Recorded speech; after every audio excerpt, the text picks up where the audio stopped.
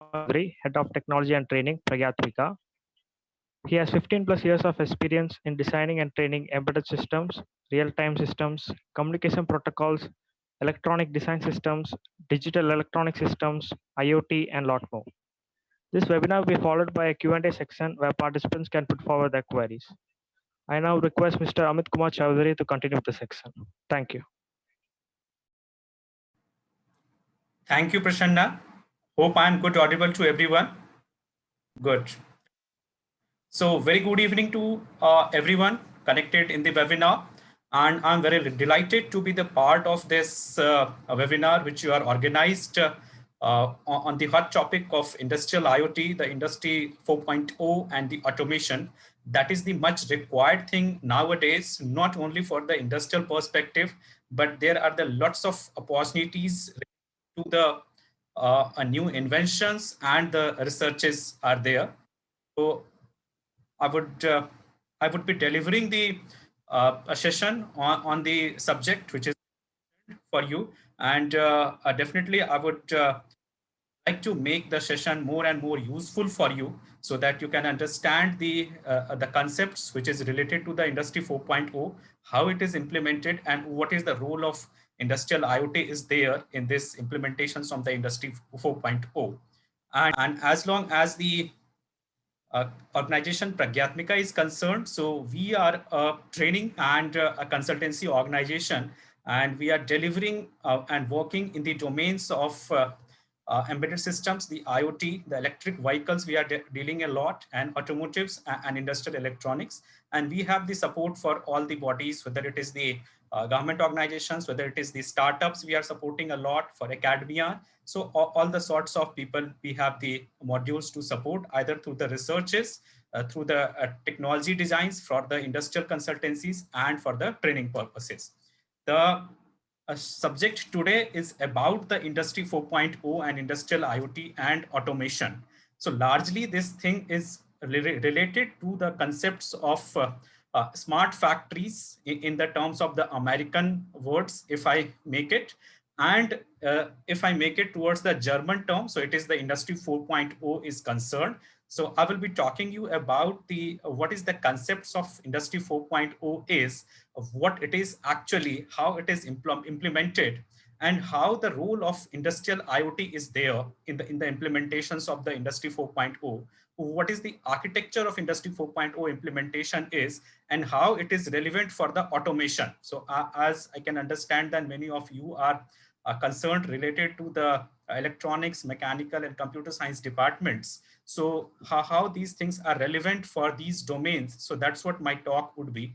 Thereafter, I will be leading the session to the much and more interesting thing, that is the maintenance. Because if we are going towards the industry 4.0 implementations, we are going towards the automation. So the self-decision machines, the self-decision making machines are concerned, where there is a much and much requirement of the autonomy to the system. And that autonomy comes only when you have a continuous monitoring and the self decisions of the maintenances and the services is called by the machine itself. So that's what the predictive and preventive maintenances are concerned. So that's what I will be talking. And then I will be talking a bit about the components of the industry 4.0 implementations. Like if you want to implement industry 4.0 in architecture, so what are the required things are, what are the required components are, and how you can establish the things. So these are the talk of topics of the talk today, and hope it will be sufficient for the knowledge of the industry 4.0 implementations to you. So just starting with, the mankind has moved a lot over the century, just from the mechanizations of the things to the now cyber physical system. So we are in a world today where there is a lots of connected features are there. We have everything around us as a connected. We are thinking of a connected home. We are thinking of, and we are implementing, and we are using also the connected automobiles, the connected factories, the connected service sector. So there is a lots of a connected world is there in our around us. And after the this scenario of a COVID. So there is a much and more requirement of such kind of systems where you have the self decision makings and less intervention of human, because you must have seen that last year the lockdown has happened and lots of manufacturing industry has got stopped because it was heavily dependent on the manpower. So if the man was not allowed to go into the factory, so all the productions were getting halted. But if it would have been a connected factory, if the things were managed with the less human intervention, so the things could have been running in a perfect manner and we won't have the shortage of the items into the market. So that's what the fourth industrial revolution that it is. So just starting from the mechanizations which happened a way century ago, where there were the steam powers were used for the machines to operate. Thereafter, it came to the assembly line productions. And in some 10-15 years back, we have seen lots of automations like PLC systems and the embedded systems were there into the factories where the machines were automated. The robotic hands were used. But now it is not just that thing. Now it is not the scenario of only the robotic hands or the automations or the PLCs into the factory. It is now the time of the cobots, where collaborative robotic systems are working, where there is a robotic process automation, where the man and the machine are working together side by side. It is not like the scenario where are doing separate work and man is doing a separate work. The same work could be done by the man and machine together, and man will also will collaboratively work with the man into the factories. There we are, and here this physical systems are conceptualized for the industry 4.0 implementation. So from the power of from the power of energy through the steams, and then to the some level of automations and related to the assembly line productions, and then towards the computers for the automation. And now we are in the age of self decision making systems, which is always giving a connected concept. So it has increased a lot of production efficiency. It has increased because of the decisions that it can make on its own. So that's what the production efficiency, it has increased, and with a less human intervention. So it is not now required that the machine would be controlled by men. It is the programs are there and it will decide, it will sense the output ratios, and based on that it can control the all the parameters. And there is a lot of data manipulation, autonomy and software intelligence have been added into the process. So that's why it is the these are the remarking factors into this industry revolution today. You will be hearing of the either it is an industry 4.0, that is the German term actually, and that initialized with from the Germany, and synonymous term that has been made by the Americans, the smart factories. So it is only the two different terms, but actually the working for both of them are the same one. So don't get confused in both of them. So if I talk little more about the industry 4.0, so it is the connected world taking a lot of interest into this industry 4.0 implementation. We have the factories, the products, and it is leveraging based on the concept of edge computing. So what it is the industry 4.0 is, and who are the actors into this industry 4.0 is, and can we have a small example of an industry 4.0 implementation? So that's what is. So once about the industry 4.0 implementation, so it is the automated factories to self decision making factories. So just take an example that you have a machine in your factory. That machine is giving some productions 1,000 pieces per day. Now that machine produces some amount of the machine produces some products, and that product goes to the another assembly line where it gets packaged. Now what happened, that the packaging machine has broken down, or maybe its production efficiency has slowed down.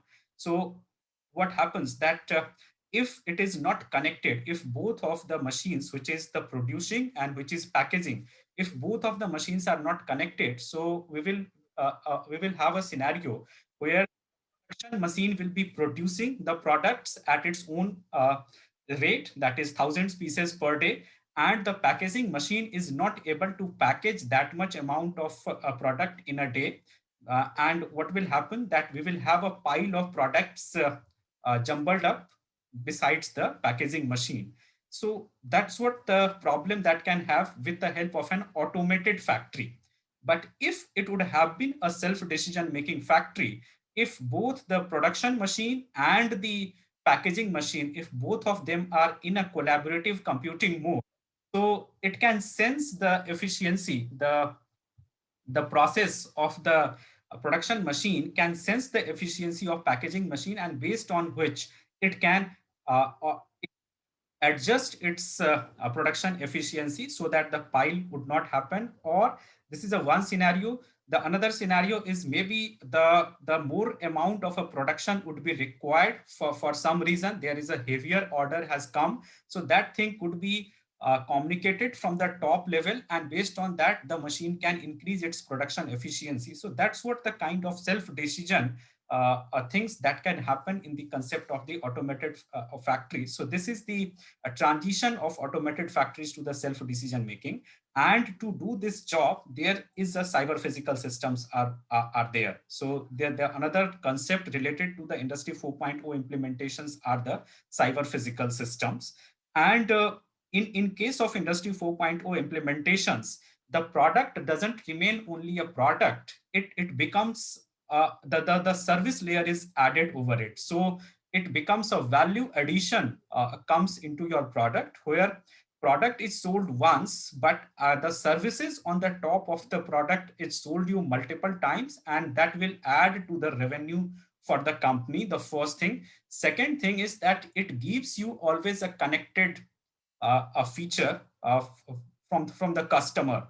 Just take another example, like all of you are using some company's car, like we are using Honda. So what happens that normally the the company produces the car, manufactures the car in his own factory, comes to the distributors and the dealers, and then to the customer, to the showrooms, and then to the customer. So there is a big chain of the people are there in between. Now, if you have a special requirement, like you want only a cherry color car with a seat height adjusted to something else which is not common in the car, and maybe some new features, extra features that you want, or maybe some modifications into the shape that you want in your car. So what is the possibility you have, that either you give a special order to the company, and then company will make a special addition for you, and that will be a very huge cost for you, like it is done as of now. But if it would have been an Industry 4.0 implementation, so the car company, the Honda, is directly in the communication of its directly is in the communication of its customer, and customer can put his request.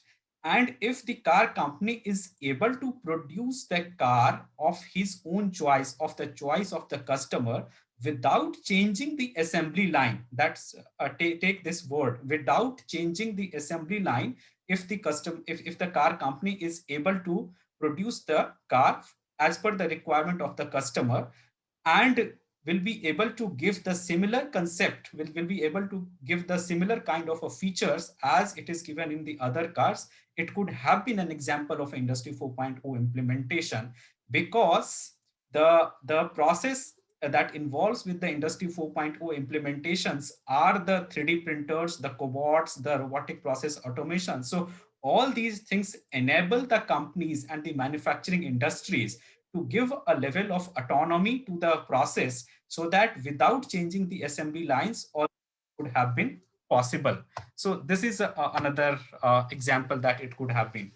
One more that we can take, like watches that you use in your hand, wrist watches. So where the lots of watch companies were there, like Titan and Rolex. So there are lots of watch companies are there whose wrist watches that you used to wear. But what happens that the like Titan watches, for an example. So Titan sells the watch to you. The Titan distributor sells the watch to you, and just it is it. Purchase the watch, and after that you use it just for the purpose of a time viewing or maybe some alarm setting or something like this. But just think of an Apple Watch. Here in the Titan, you don't have a connection after the purchasing the watch. It is just over. Now you are only concerned related to the servicing of your watch. But think of an Apple Watch. Once you purchase the Apple Watch from the Apple reseller, at the same moment you come into the direct communication with the Apple server, and Apple is able to give you all the kind of updates through the Apple Watch which planned for you. It can give you multiple services, like today you want to subscribe for the weather, so you can subscribe for the weather, and lots of other services. Tomorrow, if some Apple plans to show you some ads, and based on the viewing of the ads, some revenue could be given to you, and Apple can generate some more revenue from its ad partners. So that thing could also be possible. So what has happened here? The product is the same. It is the watch is the product. Maybe the form is different, like it is in the form of an Android operating system. It is having and some more classy uh, casing it has.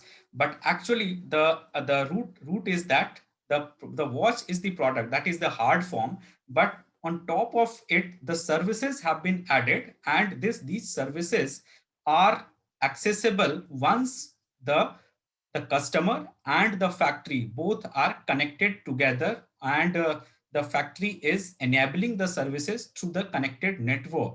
So that's what the thing that Industry 4.0 implementations give, that digitization and integration of the horizontal and the vertical processes, and interconnection of products and service together. That's how we get the value chain into this Industry 4.0. So Industry 4.0 is not only limited to the just manufacturing processes or just the automations or the self-decision making machines, but it is actually changing whole of the ecosystem related to.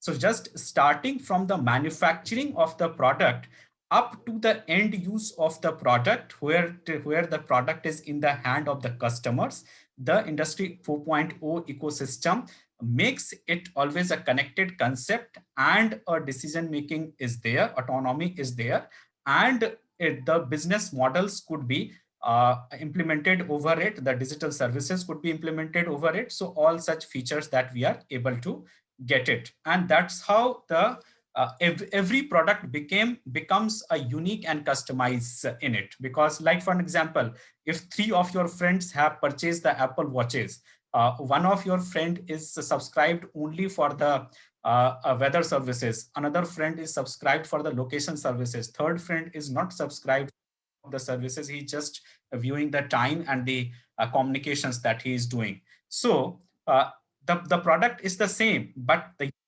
is there that for you, it is become a weather service provider also. For one of your friend, it becomes a location, a GPS device, and third of your friend, it remain only a watch. So that's what the kind of uniqueness and customizations that we can have. So from the product centric business, from the Industry 4.0 implementations of the product, make it to the customer centric business, where customer is at the center, and the requirements of the customer that could be customized by the factory, or with the help of the level of autonomy, the main things the customer himself can uh, do the customizations and make the product unique. The actors into this Industry 4.0 implementation, first it is the product. So product will be connected, it will have the service layer over it, and there would be some applications or something connected, so that you can access the things. It will always be connected, it will have the legacy it will be integrating the older legacy technologies and the new technologies also. The data will be there on the cloud, so the continuous monitoring is possible. the manufacturing of the products in the factory environment will be through some intelligent machines, through the cobots and the 3D printers, so that the assembly line does not need to be changed. As per the requirement of the product, the automated things will produce the product as per the requirement. And the business model is also involved. So examples I have given you, that the monetization of the product could be done using the industrial IoT. The predictive maintenances and production efficiency could be increased. So if normally what happens that we wait for the machine to get bad and then we replace it or maintain it. But if the machine is able to a sense that it is going to be bad in next 3 months or in next 6 months or maybe in next 10 days, and based on that it can raise a request for the maintenance, or it can just maintain itself on its own. So that's a huge revenue saving that could we have, and that's what the industry 4.0 implementation tells, that it should be there. And at the end it gives the factory comes in direct communication with, and it gives a very huge revenue to the company. So these are the concepts are there for the industry 4.0 implementations. And as I have talked to you that the industry 4.0 implementations are thriving based on the cyber physical systems. So what these cyber physical systems are, so actually it is just the devices, not the devices only, but it is also a system which has the aspects of communication, control, and computation. So the system will be computing, it will have the communication with the other systems, sorry, and simultaneously it would be controlling the other systems also, or it might get controlled from the other. So it is a two-way control systems that we have, and it is made up of embedded systems devices. So embedded systems, you must be knowing that it is the microcontroller based devices, and either it would be standalone, but if it is the cyber physical systems we are talking about, so it is the networked centric embedded system devices we will have. And these embedded system devices are used for the controlling and the communication and the computation purpose. And the eyes and ear of these embedded system devices are the sensors. So once you are implementing the industry 4.0 architecture, so sensors also play a very huge role, and those sensors are actually the model for your physical things. So that's why the industrial IoT comes into the concept for the automation, for the communication, and for giving the model for the physical things through the sensors. So this is a plug and play concept that has been so as you have the pen drives which gets connected to any of the PC, same way is we have this sensors and the sensor devices which can be connected to any of the industrial IoT network, and it will start functioning. You don't have to give the provisioning of it or maybe the resources allocations for it. It can auto provision itself and can start working. So that's what the transformations that it can do, the cyber physics can do for the physical world to the virtual world. If I have to implement see the implementations of industry 4.0, so we must know that what is the generic, this is the industry. So in the left hand side, the generic industry process that you see, it is the concept of an automatic factory. So here we have a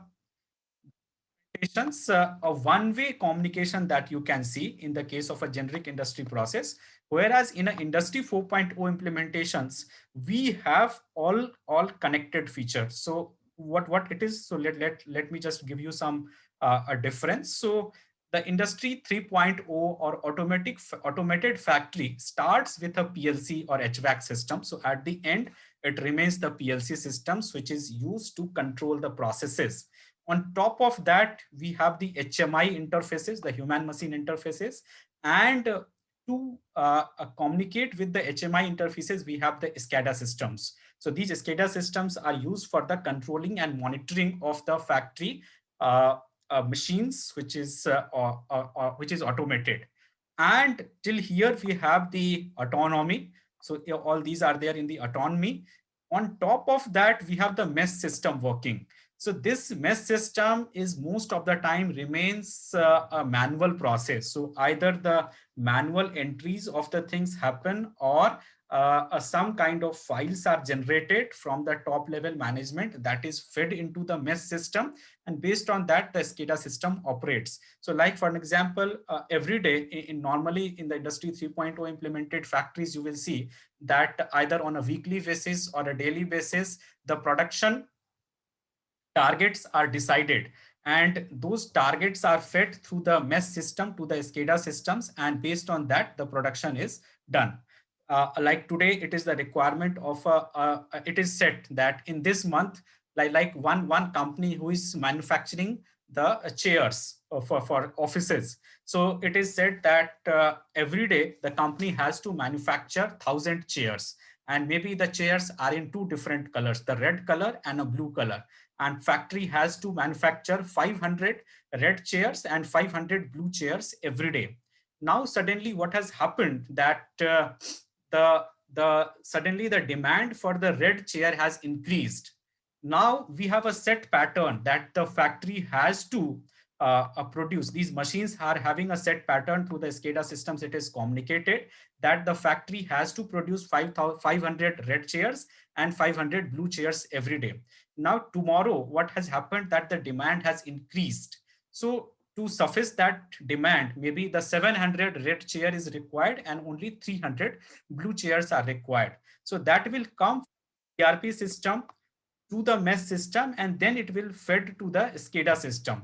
And this thing can take time because these things are not in a real.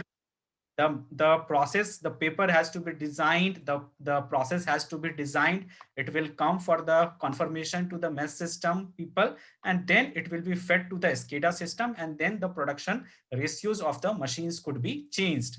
So this is how the generic industry processing is. So that's why we are having a delayed response into the industry 3.0 implementations.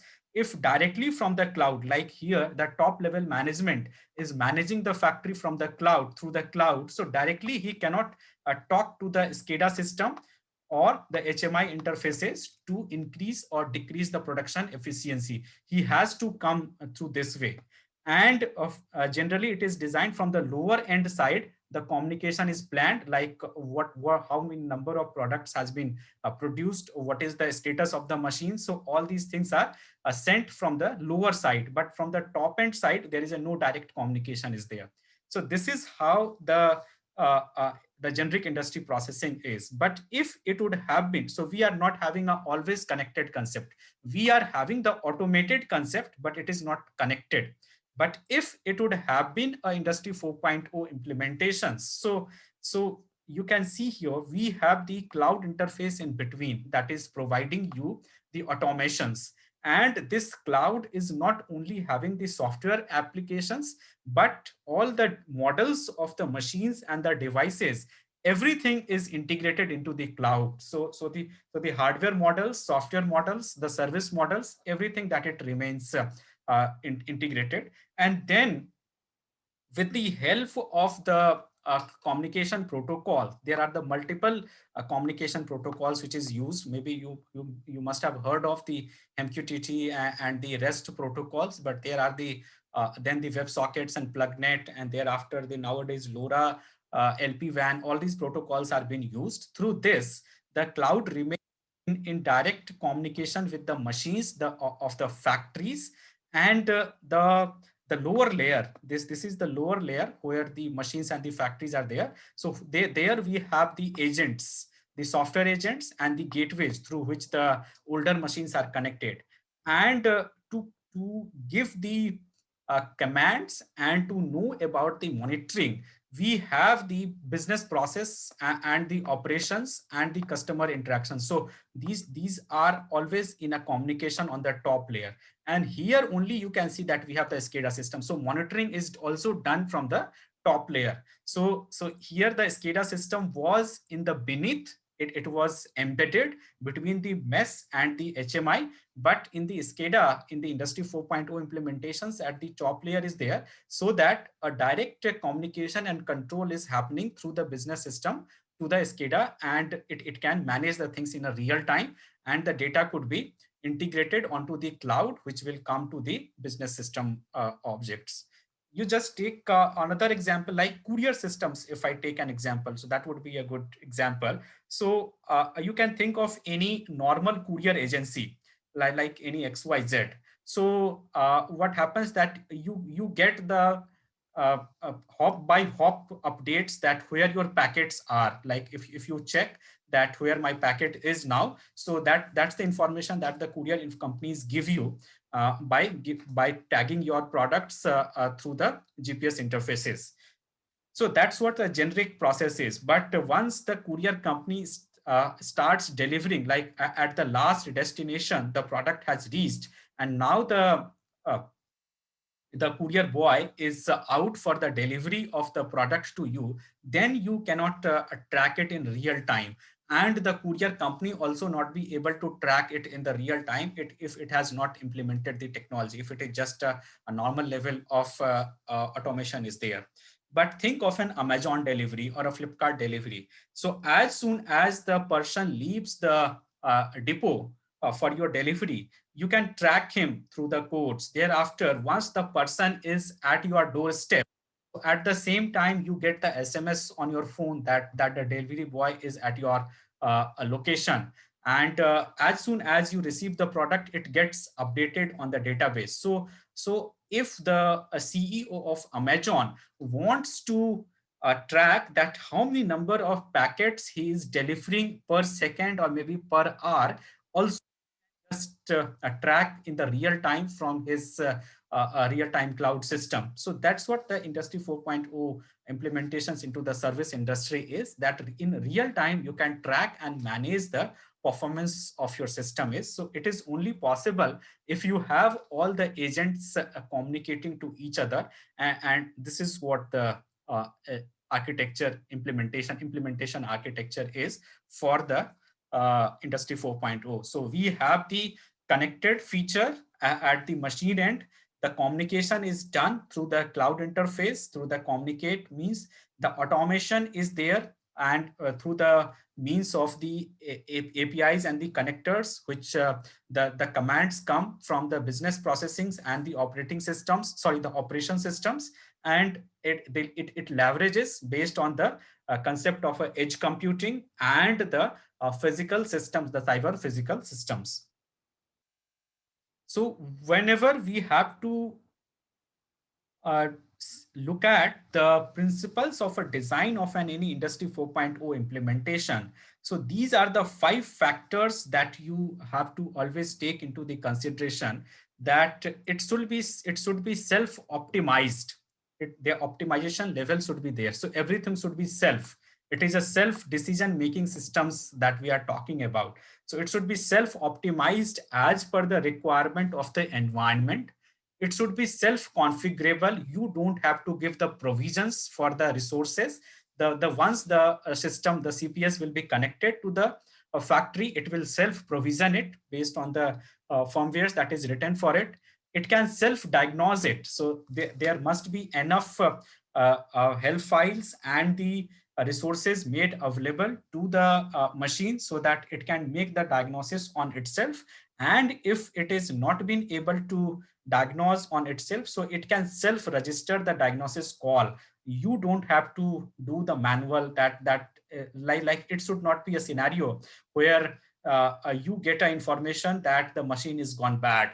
Before getting the machine bad, you should be knowing that the machine should be knowing that I'm going to be bad.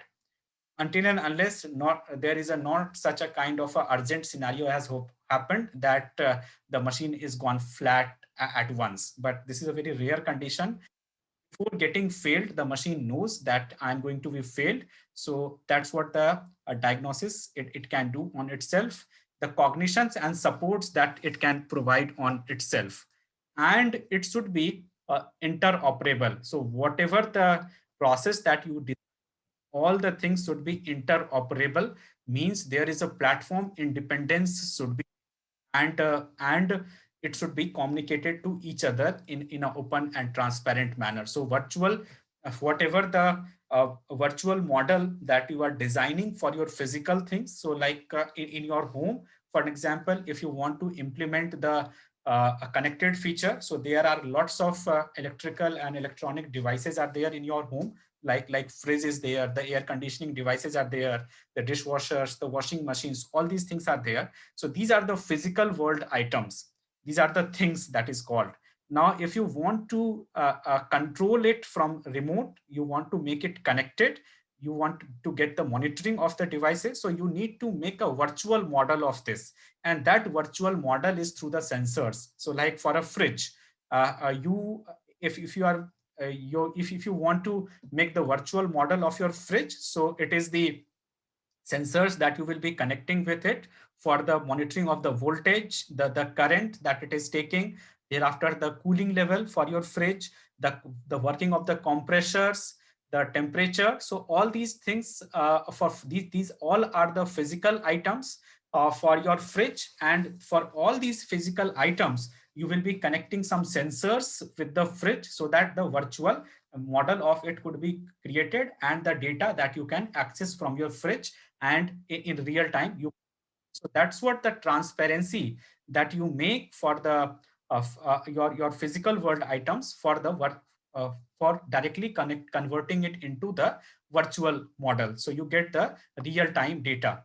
Thereafter, the decentralized decisions that is required in case of the Industry 4.0 implementations. So it is not be a same server like one of the though everything is there in a cloud, but again, the implementations are made in such a way that if one workstation has failed, so the other can take the decision. So distributed computing is also implemented apart from the edge computing concepts over here, and that's how the CPS can make. So there is a no only one person is not been taking the decisions, like the central server is not only taking the decisions, but lower level decisions can be taken by the CPS also. Like in the very first example which I have given you, that the two machines, the production machine and the packaging machine, here there are the two machines, and both of them are communicating to each other without waiting for the central control to intervene,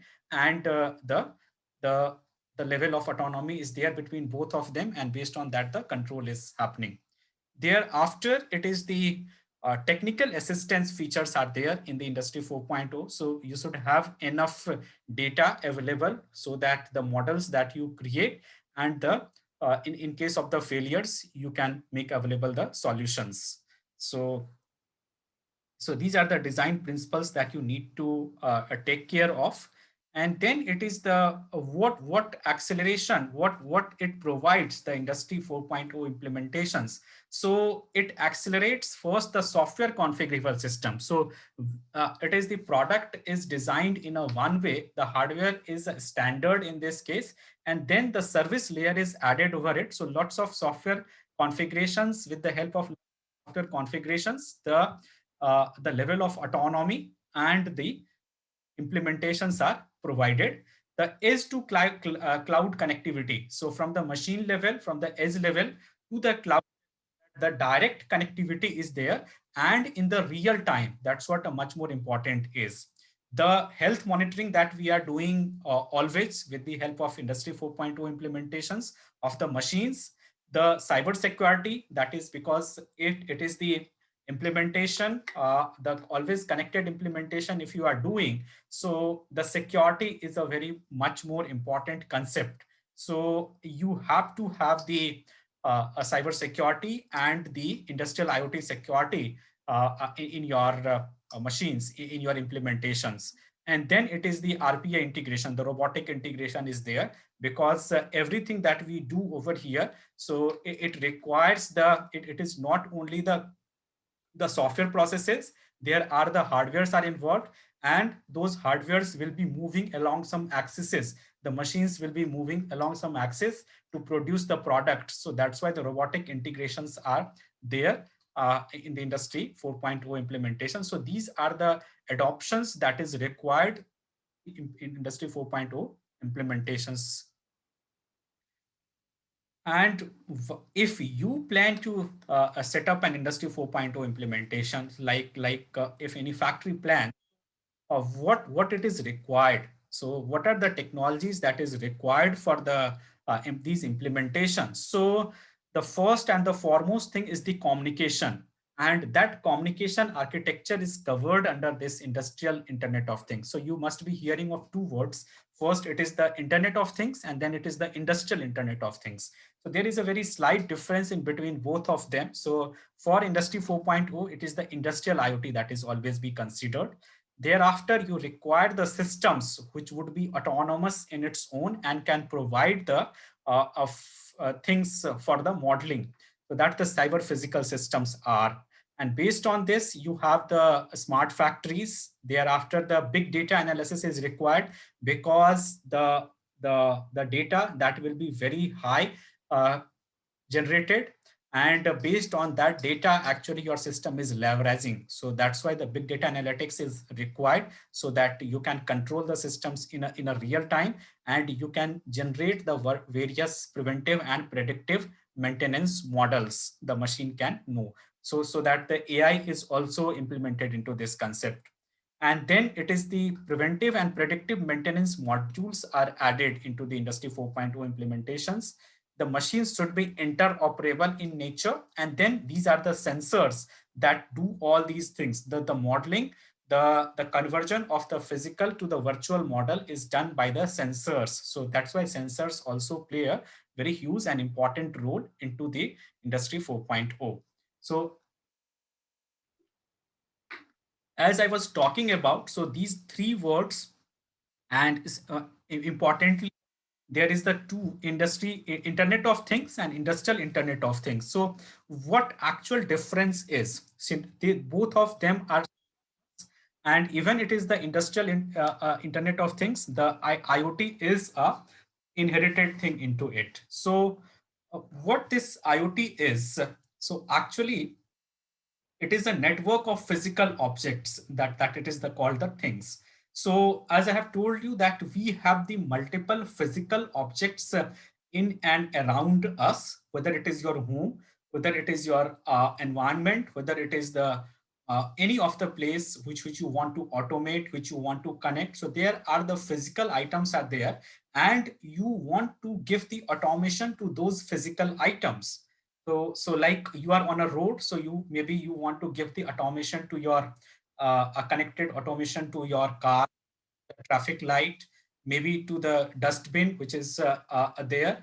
Thereafter, there are you take anything. Thereafter, it is like the for the environment monitoring. So any of the physical object that you take around you that requires an automation, and physical objects are referred as a things.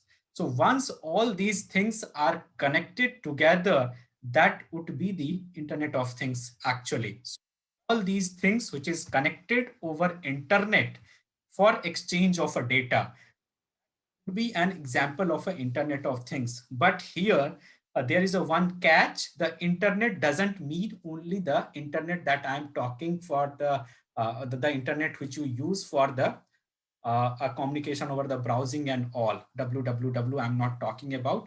Even if it is the two systems who are connected to one another and doing an information exchange, like just for a BLE, the Bluetooth, that Bluetooth does not require to be connected over internet. So even if it is a BLE application, the information exchange is happening between two systems for the control and the exchange of the data. That could be an example of an IoT. So the main important thing is that the systems who are connected together over some network, and the systems are actually called the things, and over the network they are connected for the information exchange and the control. That's what the IoT example is. But the IoT is largely remain uh, implemented towards the consumer centric, like for your home applications, the applications for just for the control purposes, like you want to turn some lights on and off in your home. Maybe you want to just get the monitoring of your fridge devices, the AC devices. So these are the consumer centric applications are and non-critical in nature. So even if maybe hundreds of times you have tried opening the, like you have a IoT connected bulb in your home, or maybe IoT connected fan is in your home, maybe you have turning it on and off through the means of your IoT network through your mobile phone, and out of thousands of time, maybe 2 times it has not been opened through your mobile phone due to the network failure or maybe due to the bad modeling. So this is a non-critical application that even if it has not opened, it is not creating any kind of a issue. You can just open it through your switches. But if it would have been an industrial Internet of Things, so their very required thing is the criticality of the system. The time and the performance, criticality and reliability of system is very much required. So once the IoT is implemented in the context of the industrial settings and the uses, where we have the instrumentations and the factory models to be implemented through the virtual means. So there the industrial Internet of Things implementations are there, and criticality, security and reliability comes in. So there is a no chance of failure should be there in the implementation of industrial Internet of Things. And it involves the analytics also. So in IoT, we have just the controls, but in the industrial Internet of Things, we have the analytics and the predictive and preventive maintenances and all. So it involves the cloud, the big data, and the machine learning, all these things come in. If it would have been just like the BLE example, which I have given you, so controlling of some bulb or maybe some devices through your phone Bluetooth, that would be an example of an IoT. But once I have to keep monitoring of your bulb, if I have to give the feature of giving the predictive maintenance for the bulb, if I have to monitor that for how long the bulb is on, for how long the bulb is off, how much power your bulb is consuming. If there is a no one in the vicinity of the bulb, I have to dim down its luminance level. So if all such features, if I have to give to the bulb, so then it will be covered under the industrial Internet of Things. So this is how the implementation differences are. Hope it is understandable to everyone. Everyone is enjoying the session in the. So you can just encourage me in the meantime by writing yes.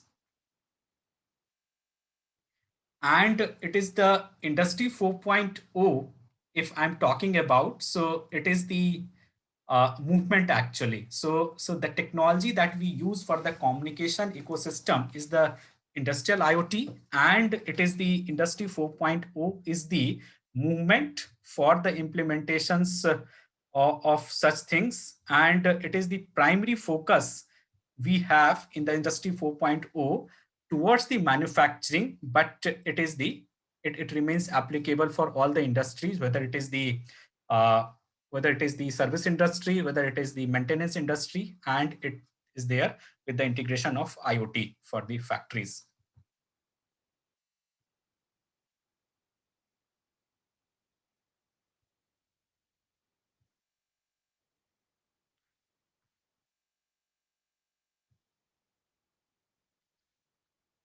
Okay, so these are the design considerations. As I have told you earlier, that there are the certain components in the Industry 4.0 implementations are, and these are the first, it is the things, the industrial things. So your machines that has the cyber physical systems into it, and the connectivity is required. So there are the routers and gateways are there for the connectivity.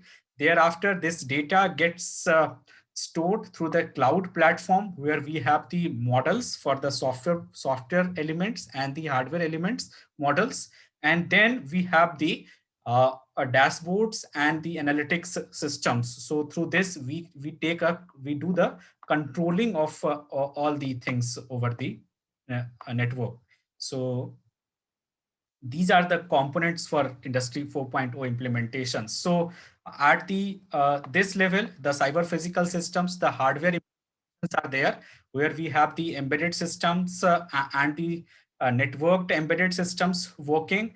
At the connectivity level, we have the gateways. So IIoT gateways are there, and thereafter the protocols which you are implementing, like LoRa protocol gateways, something like this. Thereafter, once it comes to the cloud platform, so there are the cloud vendors like Microsoft, Amazon cloud vendors are there. So there, these cloud vendor comes into the place, and then it is the software, the dashboard softwares are there, through which you pass the commands for the controlling purpose if you are doing it manually. And here the apps are connected, like anything that would be updated in a real time. So apps are connected here, the user apps, the maintenance apps. So all such things are connected from here. It takes the data from the cloud platform, and in the real time, if anything that needs to be passed to the machine level, so through the means of the connectivity, it goes to the industrial things. So through the insights and action means, the interfaces that we have, and through this interfaces, the consumer, the maintenance team, the owner team, the business process team, the operations teams, all remain connected with this with these things, and everyone remain have a level access to the system. So like consumer have the level of access for just a communication passing or some request.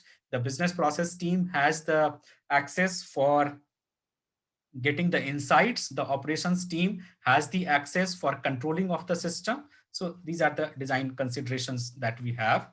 And related to the sensors, so these are the various kinds of some sensors which I have mentioned over here, but it is not limited to this. We have almost thousands of types of sensors for the industrial implementations, and all of them have some level of autonomy and special features related to it. So like just a small example, I take like for the 3D time of flight of data. So many of you are using the distance measurement sensors, and this is much required nowadays, where social distancings that you have to do.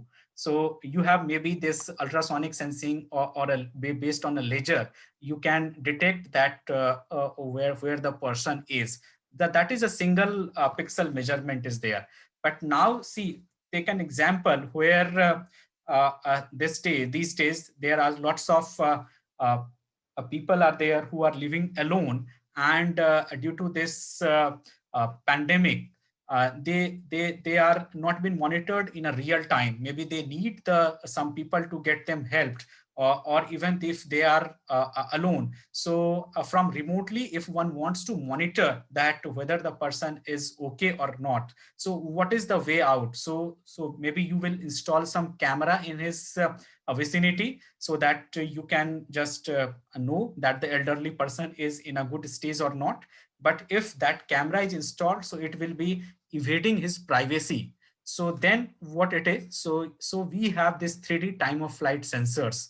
So this 3D time of flight sensor does what? That it will be not be evading the privacy, but it will be using an array of the pixels, and based on that, it will draw a 3D image of the person, and then you can know that whether the person is moving, what is the width of that person, what kind of movement he is taking, all such things. Secondly, like the social distancings that you have to maintain nowadays, so there are the DFM gates are there. So on entry of every places, there are the entry gates, and entry gates are there, and there you have to maintain the distancing. So the two persons should not come at a time. There should be a particular distance.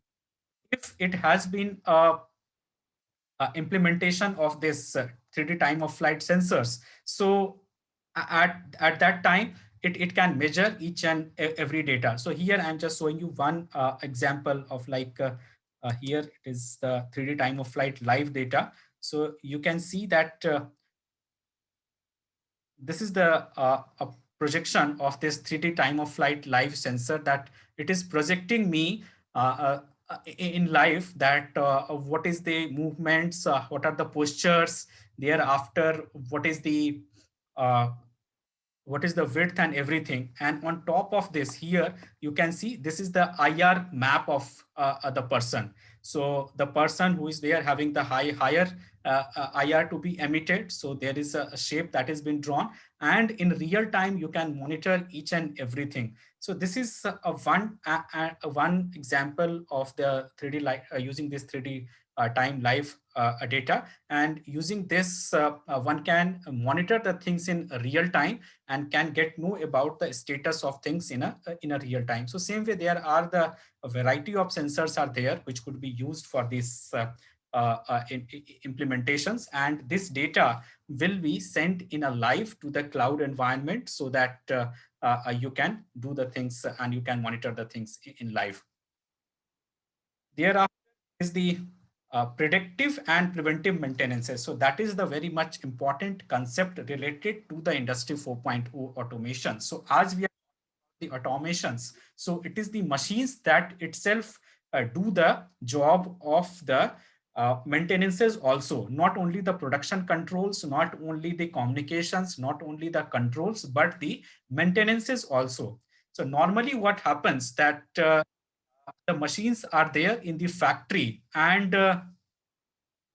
you wait for them to get broken off. So normally this is the scenario that once will machine will be broken, so you will do the repairing of that machine, and or at most you can do what, that you can run some preventive maintenance models so that you can prevent the machine to get broken. Like in your home also, you can take an example of conditioning device. So until and unless that air conditioning device doesn't go bad, it stops functioning, you don't call the service to repair it. But think of a scenario that if I have implemented some monitoring module into this, and the air conditioning device on itself is monitoring himself based on the uses that this is the time that I'm going bad. But like for an example, maintenance of the compressors of the air conditioning device. So normally you have a scheduled maintenance for your air conditioning device for like on a 3 months period or a 6 month period based on the temperature zones you are in.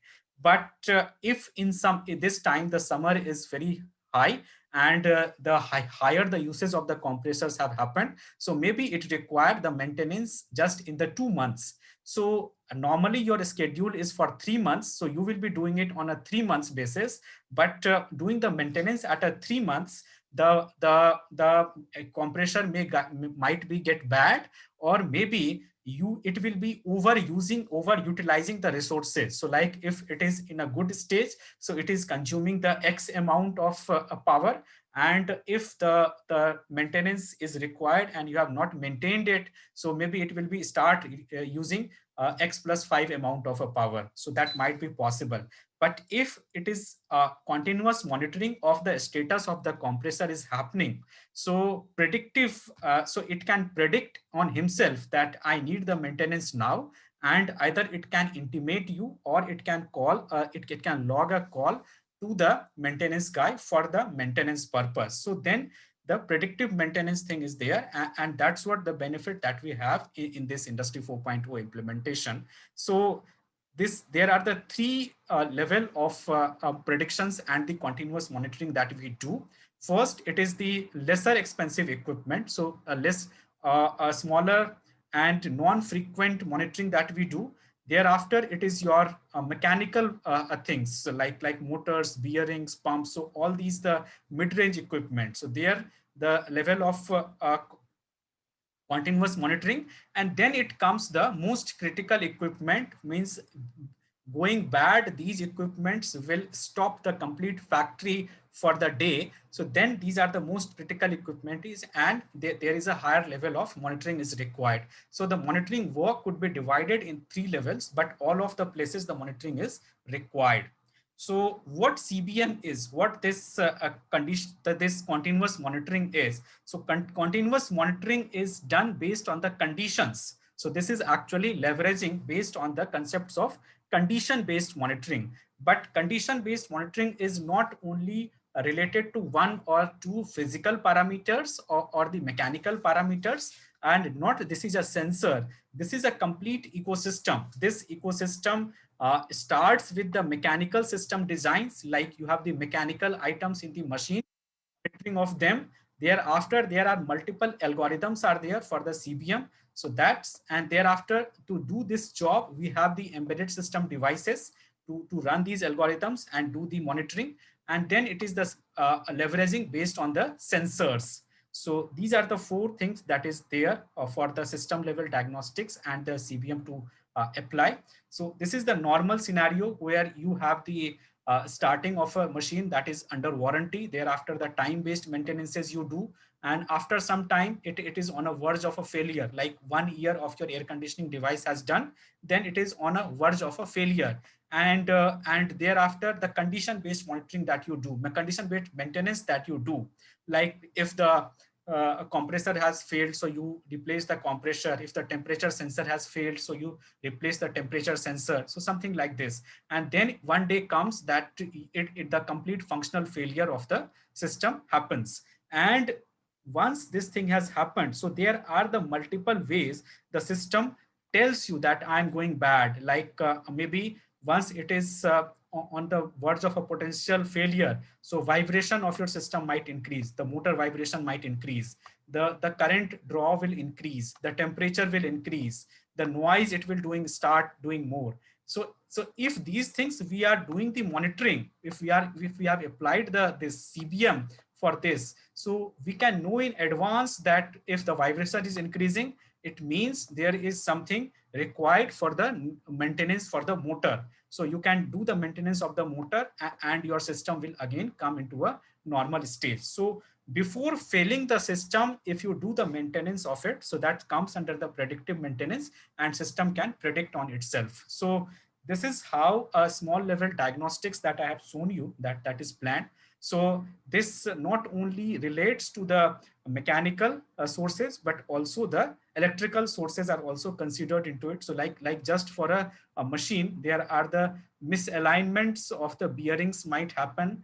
The load balance imbalances could happen. The tooth problem in the gearbox could be. Thereafter, the cavitation can happen in the bearings in these rotors. Thereafter, the poor contacts of the motors could be there. So these are the mechanical sources are. And if we will model the electrical thing, so maybe the current draw will be higher. The temperature will be rising. If it is the problem is there in the motor, so temperature will be rising across the loads. Thereafter, the noise vibrations will be higher. The lubrication will be lesser. So if you monitor all these things also, so these two are the combined one can make a complete predictive maintenance model for a motor. So these things are monitored using the means of the sensors, and you get it in a real-time based data. You have this algorithm written for it. The embedded system devices are there, which is a network connected, and of the times it will do the maintenance on itself. It can run the maintenance module. It is planned like that. Or if it is not possible, so then it will be communicated to the network server. So this is the analysis like for one acceleration analysis. So we have a time and frequency graph of the things are there. And we have a normal time graph that you can see. And then it is the frequency of the motor. So normally what happens that we have the multiple spikes in the frequencies are that it is. So once the motor will start, there is a higher frequency it might be. Thereafter, we have the pattern that will be noted into the algorithm, that this is the generic frequency that it should have. But if it is the spikes that is coming, so that thing will be noted down, and based on the spikes, the alarm could be raised by the system.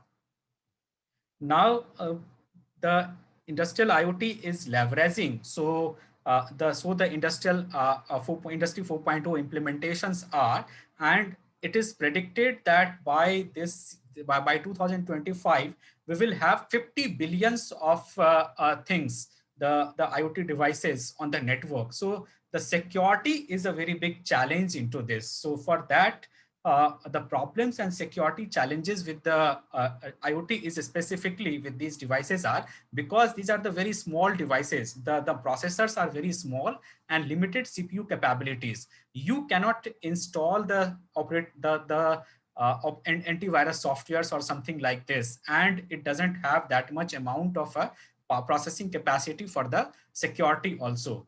So, and the generic encryption mechanisms require the 128-bit or a 64-bit or 256-bit level of encryption mechanism. So the CPU power is not that enough to run these things. So that's why encryption mechanisms don't run properly into the industrial IoT things. So that's why there are the special industrial IoT security mechanisms are there, which is implemented on these IoT devices so that it remains safe. And there is also a problem in the industrial IoT is that maybe new vendor has come up. You have implemented some industrial IoT network somewhere, and just a new vendor has come up and he has implemented his own device. So that may be a point of a source for the attack to your network. So that's what the thing also needs to be done, that the new device entries should not make the problem for your network. Now it is the newer firmwares, newer softwares, and thereafter the network traffic. So all these are the big problems and big a kind of a source of attacks for your industrial IoT network is there, and that will finally lead to the failure of your factory. And you must be hearing of nowadays very often that this factory is got hacked, or maybe the Jeep attack has happened, or maybe the cyber attacks have happened. So these are the failures of actually the industrial IoT things. So that's why IoT security is a very booming thing, and that is a much specializations are required for the IoT security nowadays to implement, and it's a very good career into this IoT security is. So IoT security is not only about the information security or IT security, but it also has involved the physical level of a security and operational level of a security. So starting from the device level to the cloud level, the security that covers it is under the IoT security, and all the layers of the communication. So you have the OSI layers you must have read about. So in the we have these coverage of the IoT, and that's where this complete IoT security layered structure is implemented. We have these special sessions running on, apart from this, we have these special sessions running on IoT security, and so you can join if you wish all of them. And it is the documentations and standards are there for the IoT security. So this is the IEC documentations and ISA documentations are there. So if you have time, so you can get reading of these documents and you can know that how these security layers are implemented into the industrial process measurements and the control systems.